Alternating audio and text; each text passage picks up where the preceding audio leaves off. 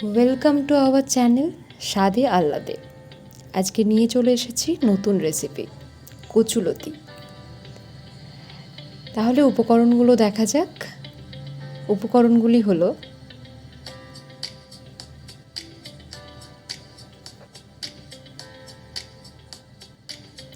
প্রথমে কচুলতিগুলো কেটে জল দিয়ে ধুয়ে কড়াইয়ে হালকা জল গরম করে তার মধ্যে নুন দিয়ে সেদ্ধ করতে বসিয়ে দিতে হবে কিছুক্ষণ।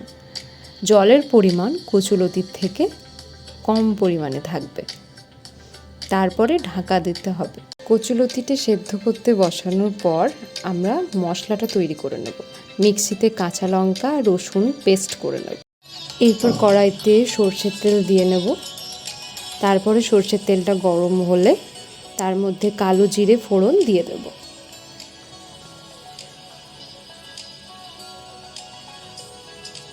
এরপর পেস্ট করা রসুন দিয়ে কিছুক্ষণ নাড়িয়ে নেব।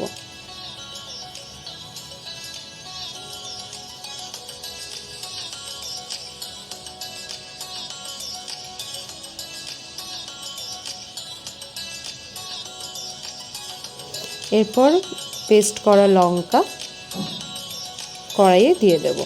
আপনারা রসুন বাটা লঙ্কা বাটা একসঙ্গেও দিতে পারেন, কিন্তু সেক্ষেত্রে ঝাঁঝ হওয়ার চান্স খুব বেশি, তো সেই জন্য আমি আলাদা আলাদা করে দিয়েছি। তারপর মশলা থেকে হালকা তেল বেরোলে হালকা হলুদ দিয়ে কচুলতিগুলো দিয়ে নেব। অল্প অল্প করে কচুলতি মশলার মধ্যে দিয়ে খুন্তিতে করে হালকা নাড়িয়ে নেব।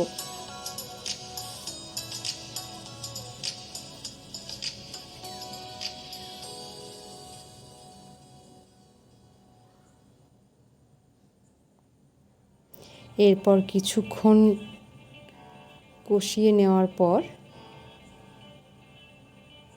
ভালো করে মশলাটা কচুলতির মধ্যে মাখিয়ে নেওয়ার চেষ্টা করব।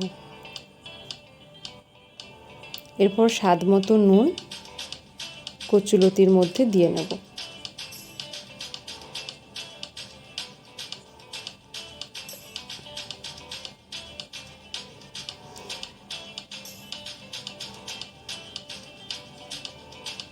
কিছুক্ষণ নাড়াচাড়া করার পর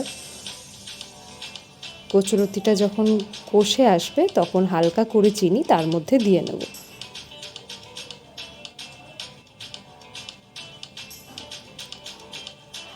চিনি দেওয়ার পরে কচুলতিটা নাড়িয়ে